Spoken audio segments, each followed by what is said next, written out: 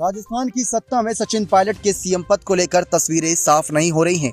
जनता ये जानना चाहती है कि आखिर पायलट को सीएम बनाया जाएगा भी या नहीं, क्योंकि कोटा से लेकर झालोड़ तक अब हर जगह यही आवाज उठ रही है कि हमारा सीएम कैसा हो, सचिन पायलट जैसा हो।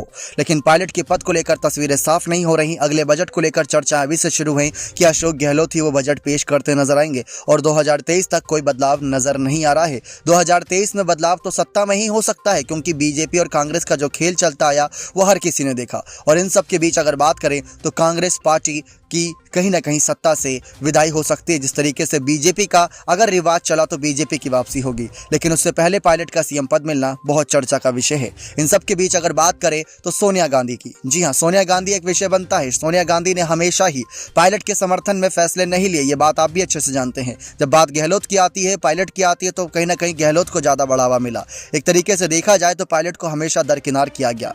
2020 में जब वादा किया गया तो 2022 में वादा पूरा क्यों नहीं किया गया।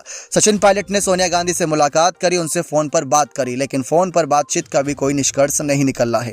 आपको बता दें कि सोनिया गांधी तो अब चुप्पी साधे हैं। अब तो गुजरात चुनाव में वो स्टार प्रचारक है, जनता के बीच आएंगे तो जनता सवाल उनसे लाजमी सी बातें करती नजर आएंगी, क्योंकि राजस्थान की जनता जो प्रवास करी है गुजरात में वो जानती है कि पायलट कितने बड़े नेता हैं। गहलोत भी बहुत दिग्गज नेता, उनसे किसी को कोई दिक्कत नहीं, लेकिन समय के साथ बदलाव बहुत जरूरी है। ये कई सारे नेताओं ने आवाज उठाई है अंदरूनी खेमे से। अब ये भी बात साफ है कि अब आलाकमान के खिलाफ तो अगर जाएगा कोई भी तो उसको कड़ी से कड़ी सजा मिलेगी, लेकिन जो गए थे आलाकमान के खिलाफ उनको अभी तक सजा नहीं मिली।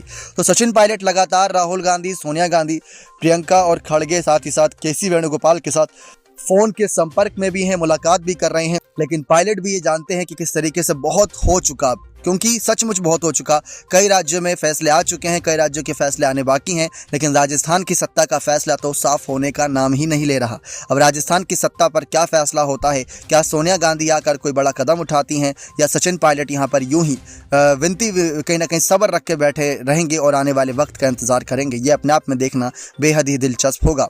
लेकिन पायलट जानते हैं कि उनको लेकर कैसी सियासत शुरू है। अब खुद सोचिए दर्शकों कि अगर 25 सितंबर को जो घटना हुई तो 29 तारीख को मुलाकात अगर गहलोत ने करी तो पायलट ने क्यों करी। पायलट ने तो बगावत नहीं करी थी। अगर किसी को मुलाकात करनी चाहिए थी तो बगावती नेता के मुखिया से करनी चाहिए थी, लेकिन वहां पायलट ने मुलाकात करी, क्योंकि पायलट को एक उम्मीद है कि उनको सीएम पद मिलेगा। अभी कोटा में भी उन्होंने ये बात करी कि बहुत हो चुका और आने वाले वक्त में बदलाव जरूरी है। अब देखते हैं पायलट का ये बदलाव क्या उनके सीएम पद को लेकर होगा या राजस्थान की सत्ता से उनको बेदखल करने के लिए होगा, क्योंकि सचिन पायलट कांग्रेस के स्टार प्रचारक है और उनको जिम्मेदारियां अलग अलग राज्यों में दी जा रही है। तो क्या राजस्थान से सचिन पायलट ऐसे बने रहेंगे या आने वाले वक्त में कोई कड़ा फैसला वो उठाते नजर आएंगे। आप क्या चाहते हैं पायलट के पद को लेकर अपनी राय कमेंट सेक्शन में जरूर रखिएगा। बहुत बहुत धन्यवाद।